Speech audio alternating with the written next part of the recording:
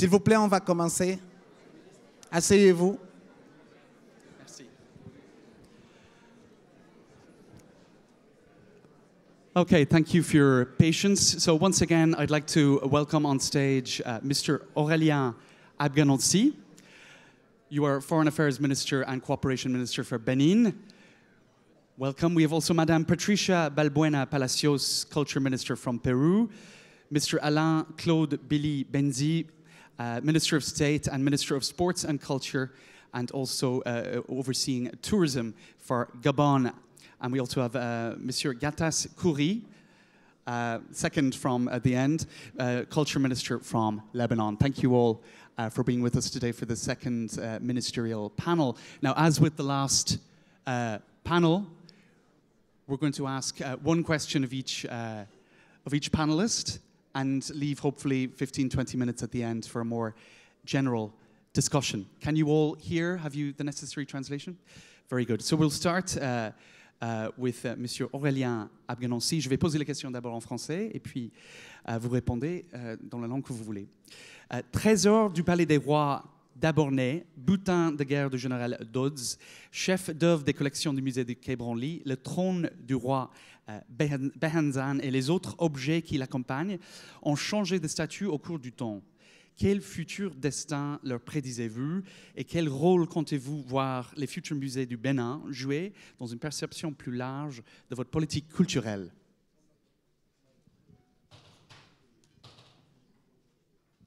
Je vous remercie de votre question. Je pense que intervenir à la suite du président Patrice Talon qui a clairement exprimé ce que le Bénin attend de ce combat, parce qu'il s'agit d'un véritable combat, mais un combat qui se situe sur le terrain de la coopération, de l'entente entre les peuples, parce qu'il faut respecter toutes les mémoires. Intervenir sur ce plan-là, c'est juste vous apporter quelques éléments complémentaires pour décoder ce que nous essayons de dire, si besoin est encore là de comprendre un peu plus. Je pense que dans votre question, il y a des éléments que je voudrais quand même corriger. Lorsque vous citez le trône du roi Béhanzin, vous citez quelques-uns de nos biens, et vous dites qu'ils ont changé de statut dans le temps. Je pense que dans cette formulation, on ne peut pas parler de statut qui a changé lorsqu'il y a la soustraction frauduleuse de la chose d'autrui, lorsqu'il y a saisie de biens d'autrui lors d'une épopée coloniale. On ne peut pas dire qu'un statut a changé. La vérité, elle est là, et j'ai beaucoup aimé l'intervention de Mme Savoie qui a mis les choses en perspective. Et le président Talon l'a dit tout à l'heure, nous sommes dans une démarche de coopération. Une coopération qui forcément va se traduire par un partenariat, mais nous voulons que les choses soient très claires. Nous avons, dans nos démarches, essayé d'évacuer un certain nombre d'arguties qui sont évoqués ça et là pour dire on ne peut pas restituer. Il s'agit de restitution et je crois qu'il faut saluer le courage politique du président Macron qui, à Ouagadougou, donc en terre africaine, est venu dire que dans un délai qu'il a énoncé, ces œuvres doivent être restituées, soit définitivement ou temporairement. Parce que de quoi il s'agit? Lorsque nous sommes venus aux affaires au Bénin, j'ai saisi mon collègue, le ministre des Affaires étrangères de la France. Il ne vous a pas échappé que ce n'est pas une démarche de ministre de Culture à ministre de Culture. Parce que cette question est au cœur de notre politique. Nous avons, en concertation avec, bien sûr, mon collègue de la Culture, sur l'instruction du président, saisi le ministre des Affaires étrangères. Quand deux États s'échangent des informations importantes, échangent sur un sujet important à ce niveau-là des ministères de souveraineté, c'est que c'est une question qui est très sérieuse. Et ce n'est pas par hasard que malgré son agenda très chargé, mon président s'est déplacé pour venir dire le Bénin de la restitution devant vous. Parce que c'est un discours important qu'il a prononcé aujourd'hui, c'est un discours fondateur. Il s'agit pour nous de clarifier ce débat et d'avancer. Et j'aime bien l'expression du retour vers le futur. Le futur pour nous, c'est quoi? C'est un pays qui aujourd'hui ne veut plus être dans une démarche de coopération caractérisée par la mendicité, où l'on dit faites ceci pour nous, faites ceci pour nous. C'est de regarder notre potentiel, nos potentialités, de regarder ce dont nous disposons et que nous n'avons pas révélé au monde. Ce dont nous disposons que nous n'avons pas su mettre en valeur et que désormais nous voulons mettre en valeur. Et de dire, parmi ces choses-là, nous avons le parc de la Pendjari, nous avons nos plages, mais nous n'avons pas que cela. notre offre touristique, parce que nous avons choisi le tourisme comme l'un des accélérateurs de notre croissance économique. Il s'agit de créer les richesses, il s'agit de développer notre pays à partir de ce qui est à nous. Et après, si des amis souhaitent, dans une démarche de coopération, nous apporter ce qu'ils souhaitent bien nous apporter, nous pourrions, n'est-ce pas, conclure des accords de coopération comme j'ai eu à le signer avec l'un de mes collègues français au mois de mars lors de la visite de travail du président. Donc, parmi ces éléments qui peuvent affiner notre œuvre culturelle, nous avons estimé que ces biens qui sont à nous, qui appartiennent à notre histoire, ces biens qui sont un peu incongrus quand vous les voyez dans certains espaces. Et je vais vous raconter une anecdote tout à l'heure. Ces biens-là peuvent venir en complément de ce que nous avons à mettre dans l'offre culturelle de 5 étoiles, sinon plus, que nous avons à offrir au monde, à révéler au monde. Alors, je disais que nous avons évacué une question, c'est la question de la conservation. Vous savez, c'est un peu l'histoire d'un monsieur à qui l'on prend quelque chose, les enquêtes permettent de le voir, et après on dit, mais vous savez, ce costume-là, vous ne pouvez plus le garder chez vous parce que votre armoire risque de créer des mythes. On va le garder, mais ce serait dans le patrimoine partagé. La notion de patrimoine partagé, moi je l'accepte, mais je l'accepte à condition que ces biens-là soient dans l'espace auquel ils appartiennent et d'où ils n'auraient jamais dû partir. Ça, c'est la première chose. Donc, patrimoine partagé, oui, mais les biens doivent être là où ils doivent être. Ça, c'est un. La deuxième chose, ce que nous avons évacué, c'est quoi? C'est de créer ces conditions. Il ne faut pas écouter et ignorer des arguments que certains évoquent, parfois de bonne foi. Et je pars d'abord de l'élément de bonne foi. La bonne foi, c'est de dire, attention, on a été abommé. Je crois qu'un journaliste m'a dit une fois sur TV5, mais il n'y a que 5 gardiens. Ça ne suffit pas pour faire comme on fait au musée du Quai Branly. Et je lui ai répondu, nous sommes un gouvernement qui s'est engagé dans la modernité. Nous allons créer, et nous sommes en train déjà de créer les conditions de conservation idéales, conformes aux standards internationaux. Nous avons pris des cabinets de référence, du point de vue architecture d'abord, qui seront associés bien sûr à des architectes de chez nous, pour créer les musées dont a parlé le président tout à l'heure. Le musée Vaudon à Porto-Novo, le musée des Amazones et le musée des Rois à Abomey, et aussi un musée qui traite de la question de la traite négrière à l'Ada, et le mémorial avec un bateau négrier qui sera installé à Ouida. Nous avons pris d'abord des architectes de renommée internationale. Il se trouve par hasard que dans l'appel à candidature que nous avons fait, c'est des Français. C'est vous dire que nous sommes dans une démarche de coopération et d'amitié. Ensuite, nous avons pris aussi des maîtres d'ouvrage qui surveilleront la qualité de ce que nous avons à offrir.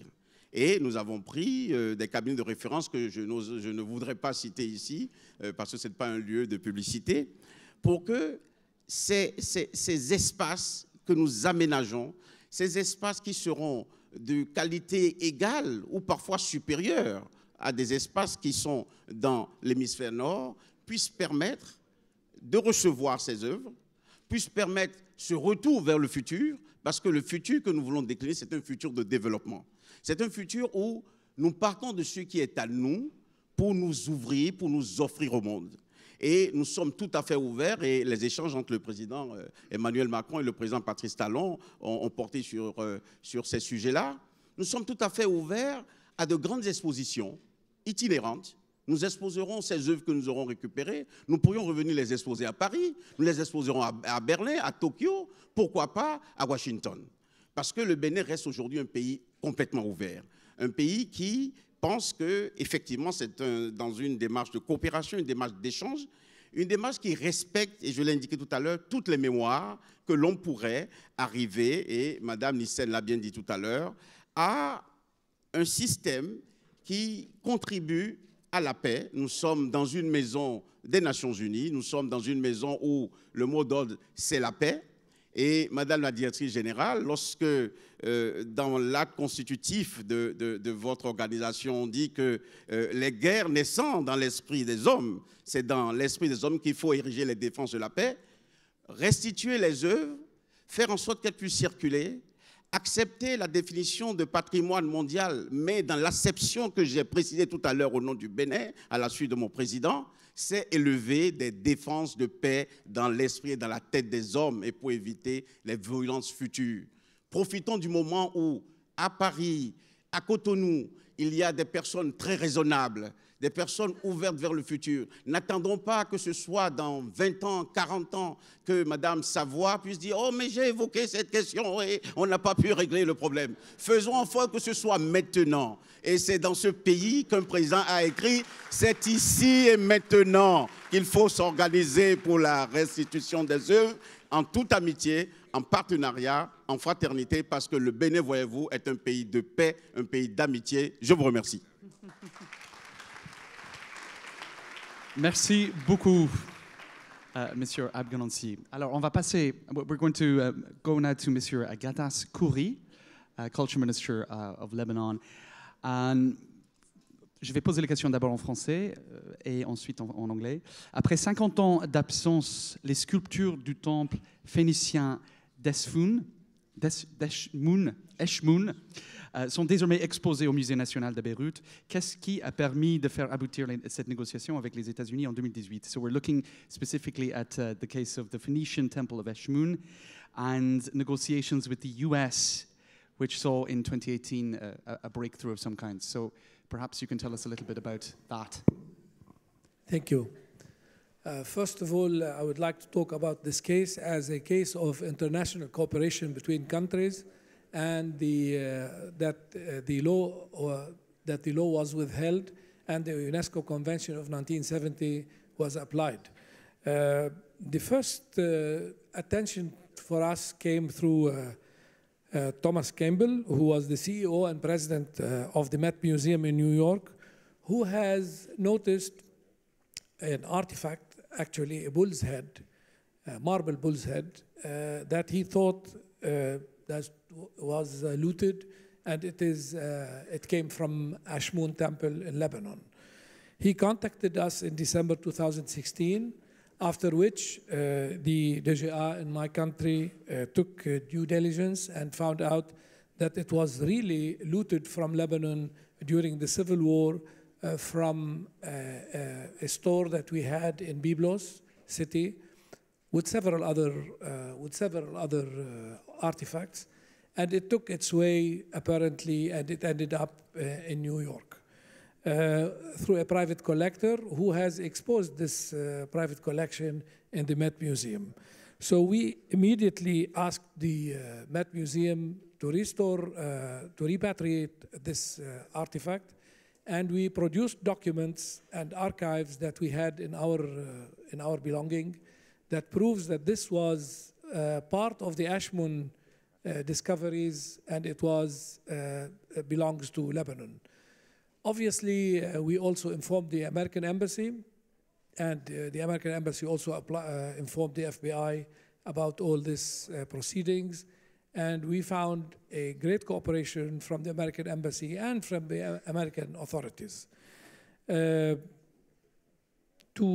go back to the bull's head, actually, the Met informed the Attorney General of New York, Cyrus Vance, who actually took action and delegated the responsibilities to his assistant, Matthew Bogdanos, who was a colonel in the Marines and served in Iraq and had great experience in recovering stolen artifacts from Iraq, and took a great interest in this subject, and immediately sequestrated the artifacts and actually raided the house of the private collector, to his surprise to find other artifacts that belonged to Eshmoun, also 4 or 5 other artifacts that belonged to Eshmoun that were discovered in Eshmoun.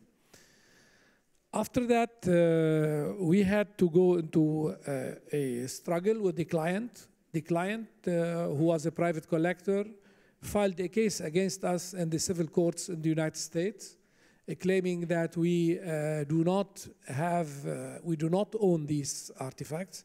At this stage, we asked a law office in New York, Cleary, Gottlieb, and Hamilton. I'm saying their name because, to tell you truly, they donated to defend Lebanon's right as a pro bono case. And as a pro bono case, they defended us. And when the customer, the owner who claimed his ownership to these artifacts found out that we also had a private law office that is defending us, he dropped the case. And in September 2017, the Attorney General office decided to repatriate the bull's head and 4 other objects that were discovered at the same time. What is the lessons to be learned from this case? First of all, the rule of law should be held. The UNESCO Convention of 1970 should be applied. National inventory of each country should be properly documented, because without documentation you can never claim any object that belongs to you. And the international cooperation is a clear case of international cooperation between us and the United States. In this case, we would hope that it will be a clear cooperation between us and many other countries, hopefully. And on top of this, ethical correctness. I think countries should have ethical correctness. When something belongs to another country, they should have the ethical correctness of saying, we will return this, whether it belongs to a private collector, because any private collector should make due diligence before paying his money, and should make sure that this was not a stolen object. And in this case, obviously, there was no due diligence from the collector who bought these artifacts from the market in London. And on top of all of this, we all as countries should fight illicit trafficking. In my country, in Lebanon, we are fighting illicit trafficking. As you know, we are now fighting illicit trafficking from Iraq and from Syria and from Lebanon during the civil war. It takes a lot of effort. We have, with the American Embassy, trained several of our custom officers to recognize what is antiquity illicit trafficking. And we are also training the ISF Internal Security Forces to be more aware of these objects and to be more aware of illicit trafficking. Obviously, this, with the cooperation with many other countries who are interested in illicit trafficking, we would be able to control this illicit trafficking, and we would be able to control better the ownership of these very important historical objects that belongs to each nation and country. Thank you.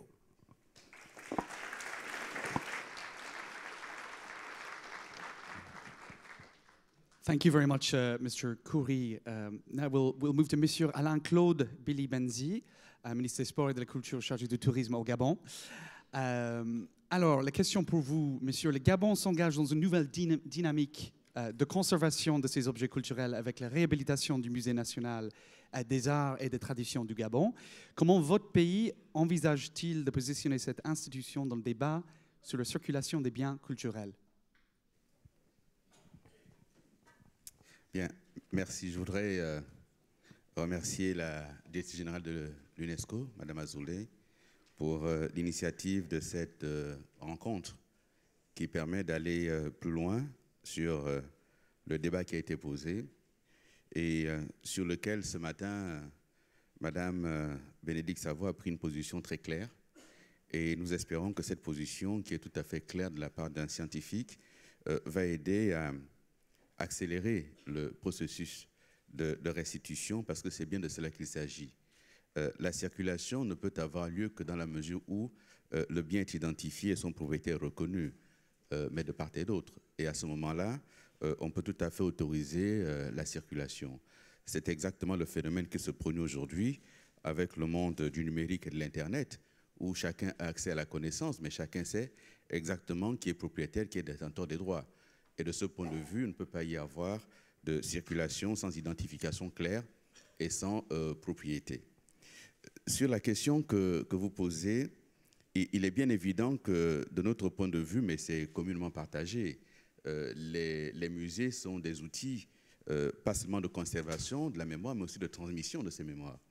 C'est pour cela que dans la démarche que nous avons entreprise au niveau du Gabon, nous avons commencé d'abord par poursuivre la politique qui a été posée déjà depuis 1975 avec la création d'un musée national. Et aujourd'hui, nous avons entrepris de le mettre aux normes, de sorte que la problématique qui se poserait en termes d'espace de conservation, comme cela a été rappelé ici, ne soit pas pour nous un obstacle ni un frein, mais que effectivement l'infrastructure soit posée, que le projet scientifique et culturel derrière le musée soit clairement dessiné, de sorte que les œuvres qui se trouvent aujourd'hui au nord trouvent un espace qui permette également aux jeunes Gabonais et aux Gabonaises de venir dans leur propre musée pour se rendre compte de ces identités. Parce qu'en plus de la question des lieux, des espaces, et bien entendu la question juridique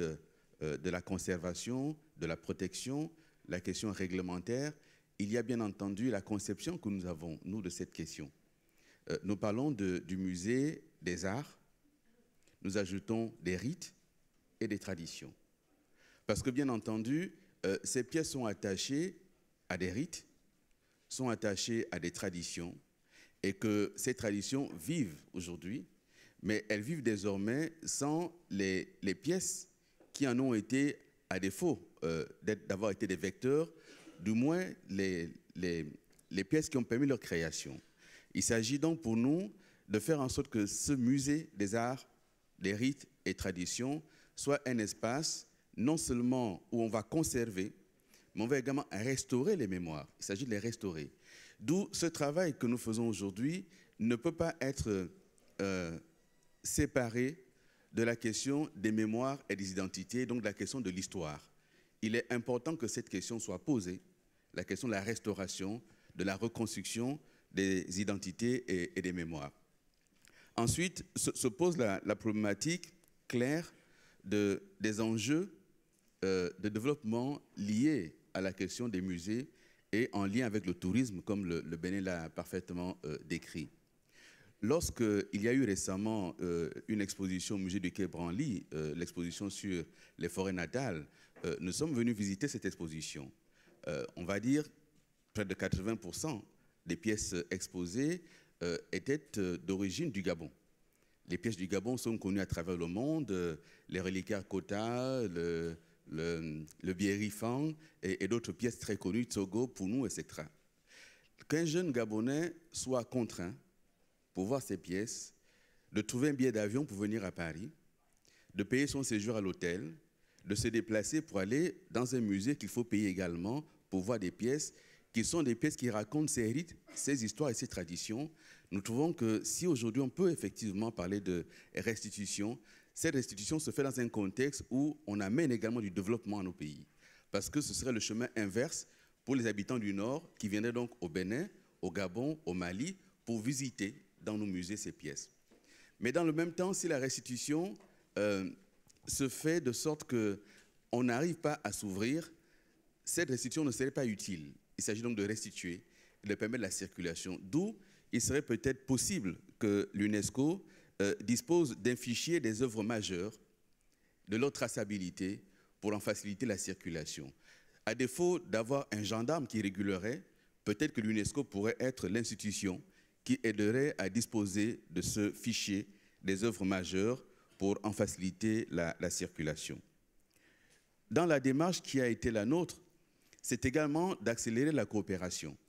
Et c'est pour cela qu'au mois de juillet prochain, nous recevrons à Libreville une mission du musée du Quai Branly pour travailler avec nous sur l'organisation qu'il faut mettre en place, sur les meilleurs mécanismes pour faciliter cette circulation des œuvres et sur finalement les mécaniques de développement autour de la question des musées. Parce qu'encore une fois, nous faisons le lien entre musée et développement.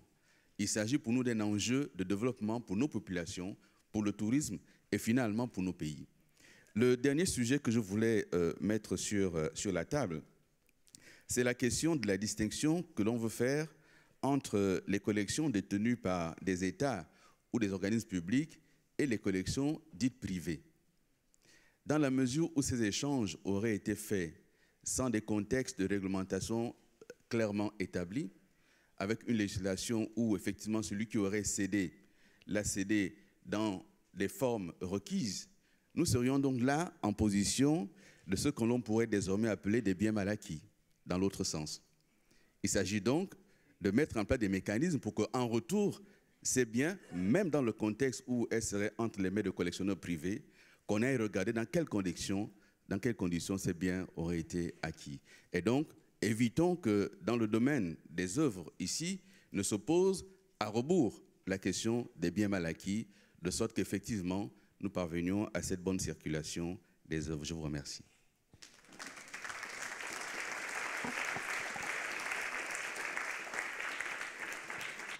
Merci beaucoup. Et maintenant, on passe à la dernière intervention, à Madame Patricia Balbuena Palacios de la Pérou. Je vais poser les questions d'abord en français. En 2016, le Pérou a signé avec la Suisse un accord bilatéral en matière de transfert international des biens culturels. Que pouvez-vous nous dire sur cet accord et comment va-t-il influer sur les politiques de sauvegarde et de valorisation des biens culturels au Pérou? Vous avez la traduction? Muy buenos días a todos y todas. Primero, muchísimas gracias por la invitación a la directora general de la UNESCO. Me siento muy orgullosa de venir en representación de los países hispanohablantes y por eso creo que todos tienen que escuchar ahora en español.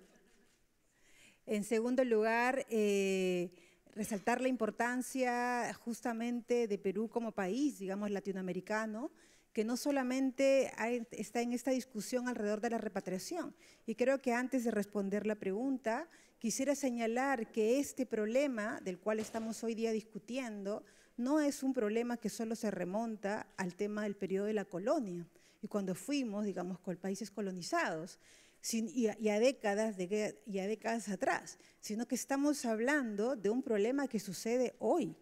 Solo en el 2017, en el Perú, pudimos detener a través de la labor de incautación 5.000 bienes que salían por el aeropuerto. 5.000 bienes, de manera formal, es decir, lo que pudimos registrar, es decir, aquello que no podemos y que sale por otros lados en el tráfico de estos bienes, imagínense ustedes la lista que tenemos, y ahí creo que es importante la discusión entonces sobre las responsabilidades de los estados, también con el tema de las colecciones privadas. Es decir, hay bienes que no solamente están dentro de los estados y que nos corresponde regular, sino también los bienes que están en las colecciones privadas y que actualmente no le podemos seguir el rastro para poder iniciar las acciones correspondientes. Entonces, en relación, quería hacer esa tingencia para pasar luego a responder la pregunta que se nos ha planteado.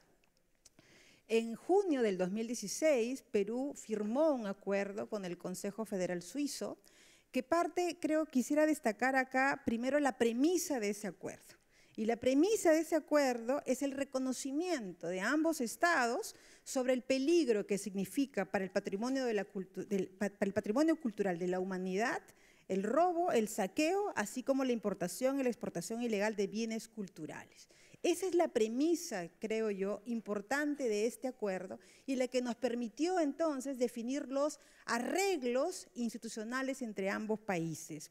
Y voy a destacar dos puntos relevantes de ese acuerdo. El primero es que ese acuerdo nos definió una lista definida y explícita de cuáles son los bienes a ser repatriados. En esa lista, por ejemplo, incluimos textiles, metales, cerámica, líticos, objetos de material orgánico y restos humanos precolombinos. ¿Qué nos permite tener una lista definida? Nos permite entonces más claridad y seguridad en la supervisión de dichos bienes entre ambos países. Otro punto relevante de ese acuerdo es el intercambio de información sobre el trabajo de ambos estados y de sus autoridades competentes sobre los robos, saqueos, pérdidas o cualquier otro acontecimiento relacionados con los bienes culturales de las categorías que antes les he señalado.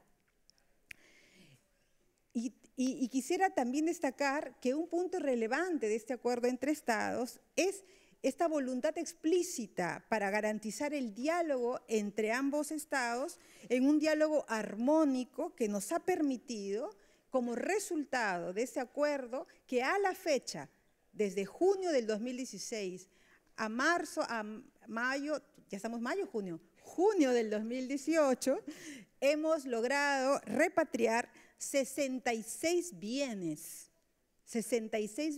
en el marco de este acuerdo.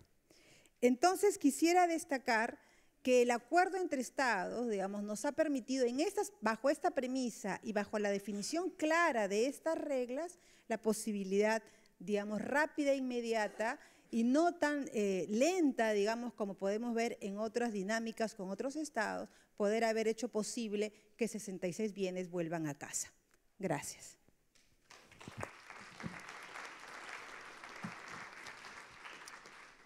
Merci beaucoup. So the questions, perhaps I will ask in English. I think one point that keeps coming back in all of the interventions of ministers is the question of timing, and timelines. A word that both ministers used is acceleration. Do you think that the evidence is now there that there is an acceleration taking place in this debate and in concrete actions? Thank you. I think talking about acceleration, we should be aware of the constraints that we will be facing or the traps. One of the traps will be the legal framework or the so-called legal framework in some countries. It's an evidence, it's there. You know, when I sent a letter to Minister Hérault in August 2016, what he raised was 3 words: inalienabilité, incessabilité, and un troisième mot, imprescriptibilité. Il y a un problème de presse. Alors, let me switch to French because French is the official language of Benin. Your question just pushed me in English. L'accélération, je pense que nous devons, le monde est de plus en plus exigeant et on va au-delà maintenant des grands-messes où on discute d'un sujet et ensuite on met les conclusions dans un tiroir. Et je crois que le rôle d'arbitre, le rôle de facilitateur que l'UNESCO et Madame la Directrice Générale, je voudrais vraiment vous remercier d'avoir capté cet élément important de l'actualité dans la coopération entre les pays. Je crois que le rôle que votre organisation doit jouer est un rôle qui est lié à la résolution des obstacles. Ces obstacles peuvent être le fait que l'on se cache derrière le droit positif dans chacun des pays. Mais les lois sont faites par les hommes pour les hommes. Et je suis juriste au départ. Et donc, on peut faire évoluer la loi. Et vous avez évoqué le cas où on a dû faire une dérogation pour permettre à la France de restituer à un moment donné des objets importants. Donc ça, c'est la première chose. Et il faut recenser ces obstacles-là et aider certainement ces pays. Je crois que c'est la première chose. La deuxième chose, c'est la volonté politique.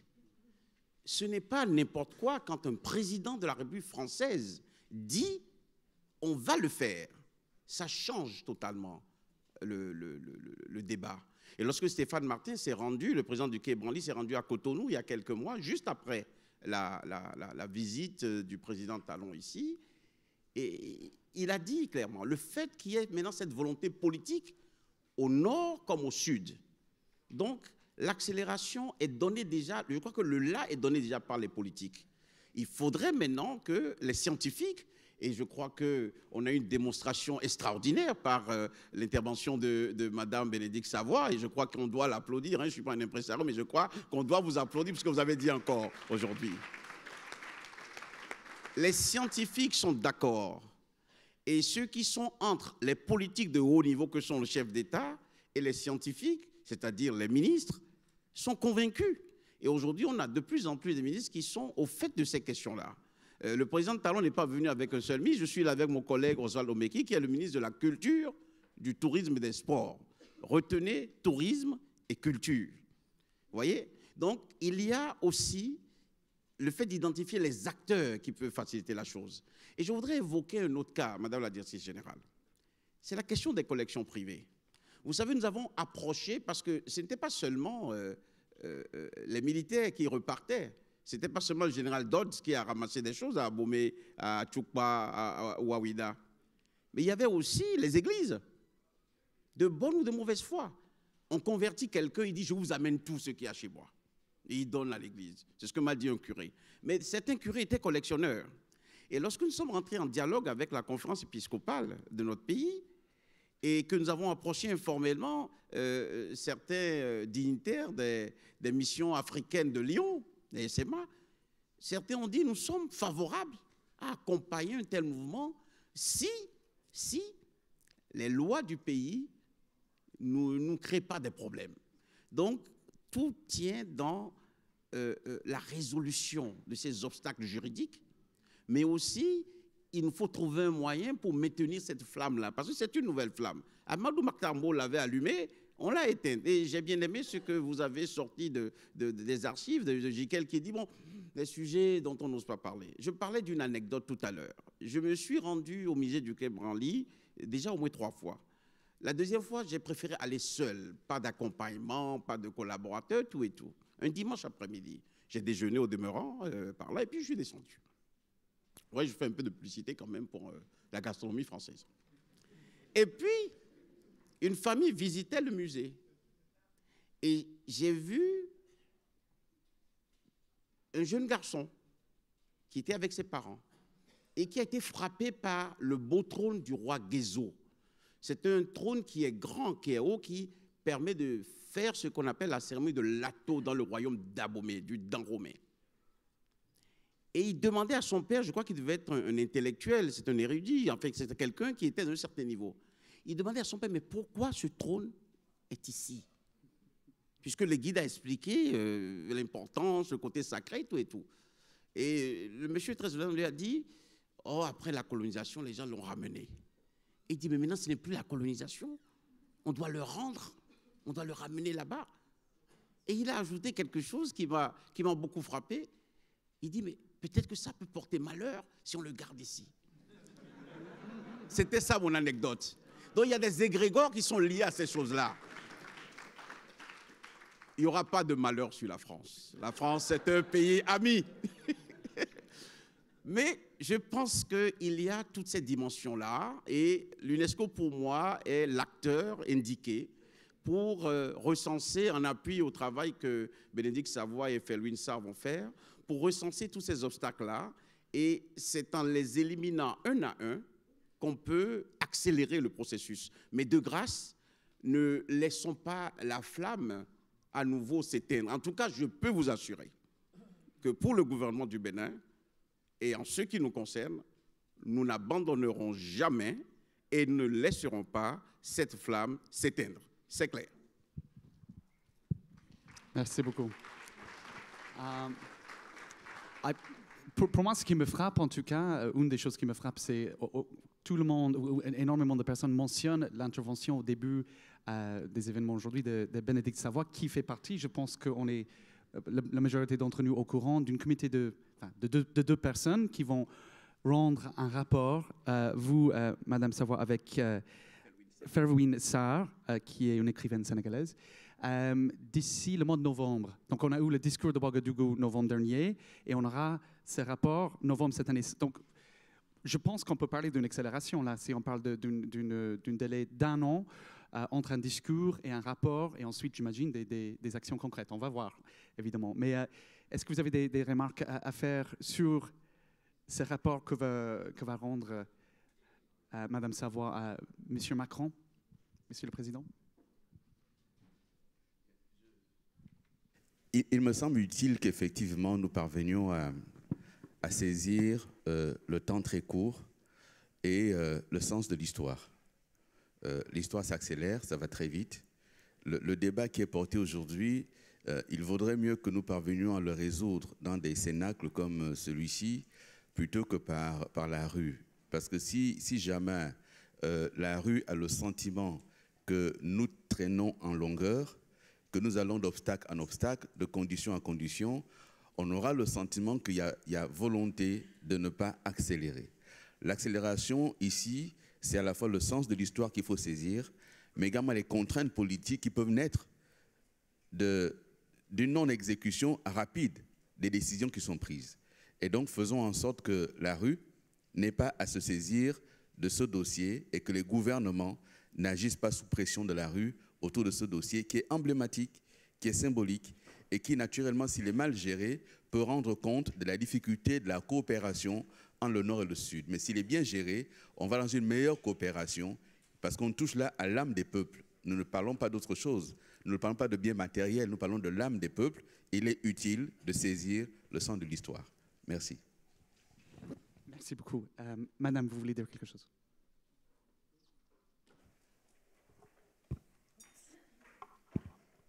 Sí, quisiera enfatizar también en el tema de que cuando estamos hablando de la devolución de estos bienes, no estamos hablando de objetos, estamos hablando de algo con mucho más significado. Es decir, no estamos discutiendo que vuelva una pieza. Lo que estamos planteando es que devuelva lo que implica la recuperación de nuestra memoria y nuestra identidad. Porque estos bienes, además, salieron en condiciones que generaron daño a una sociedad, a un colectivo, y que son producto de actos de violencia, ¿no? Son producto de actos violentos, agresivos, y que reproducen todavía, y que siguen reproduciendo, esta lógica de vencedores y vencidos. Entonces, este proceso, y por eso creo que el tiempo que demora, o el tiempo que ha demorado históricamente la devolución, porque romper ese binomio de vencedores y vencidos nos cuesta, duele, ¿no? Duele. Entonces, creo que también esto es parte de la recuperación de nuestros objetos, es parte de este proceso de sanar los vínculos y las relaciones entre países. Yo quisiera destacar un caso muy interesante para nosotros que este año lo hemos podido lograr.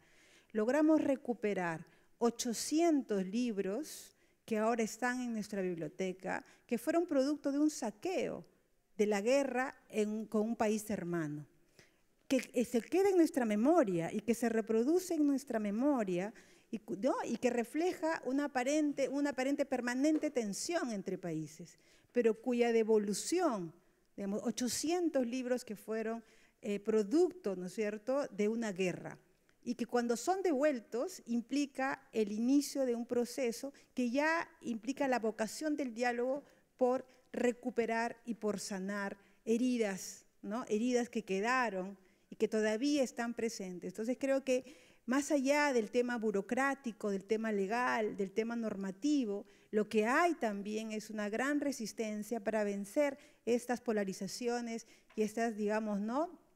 Lo que hay detrás finalmente son emociones, ¿no? Son subjetividades, no individuales, sino colectivas. Entonces creo que esa es la parte difícil que nos toca entonces, con la cual tenemos que lidiar. Gracias.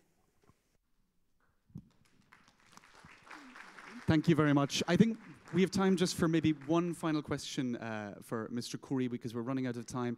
I think the issues faced by countries that have a lot of transit of perhaps goods coming from, in this instance, Syria or Iraq. We also heard the Jordanian minister, Madam Anab, speaking about the same issues. Perhaps this is less well known than the older debate of objects that have been displaced and the return of those objects and the long process. Is there anything you feel you could add to the particular set of circumstances faced by countries where the transit of goods, of cultural goods, takes place? The biggest problem is that how to identify stolen objects. And I think, you know, there is, first of all, you have to train the security forces, because the security forces do not really, not all of them, would realize what is a stolen artifact or a stolen painting or whatever. So I think the training of the customs and the training of the security officers is a must, and it should be taken by the ministries of culture all over the world to train the officers to identify stolen objects. And I think in this case, it is quite important also to raise awareness and to increase the fines and the imprisonment for people who deal with illicit trafficking. Because if it's only, if you can do illicit trafficking and whenever you're caught, you pay a fine and you go home, it's not going to be enough to stop the illicit traffickers. I think the laws has to be changed to consider this as a crime and to punish the people who deal with illicit trafficking a reasonable punishment to prohibit them from doing that again and again. I have a question for my colleague in Peru, if you can let me ask her. Very quickly, we're running out of time, but very quickly. Nosotros hemos hecho un registrado para hacer para los colectores privados que registran, que ponen su que lo que tienen, que registran. Si es legal, le damos un certificado para saber qué es lo que es legal y qué no es ilegal. ¿Hay algo de eso en su país?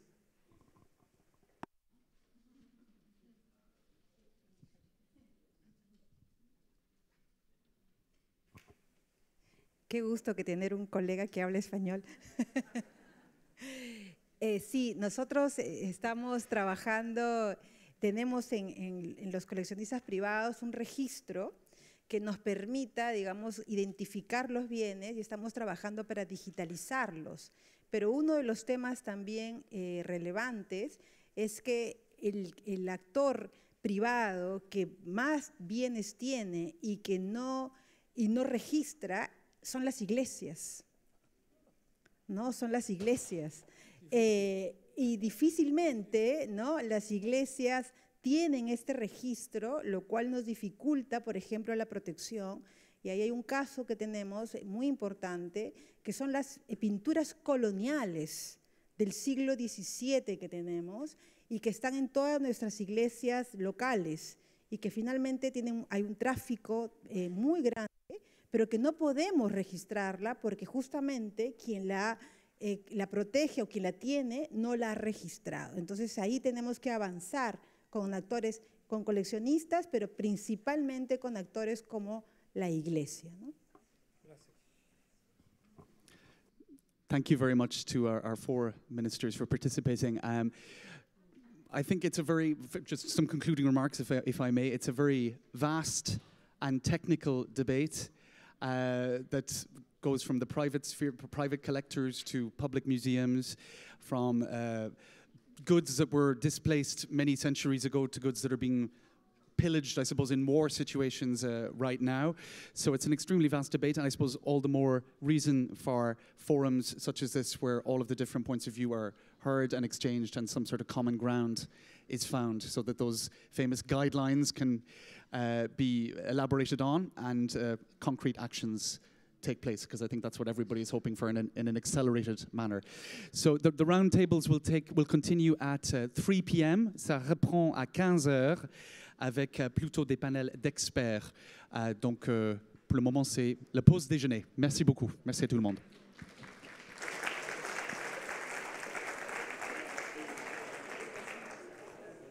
Merci beaucoup.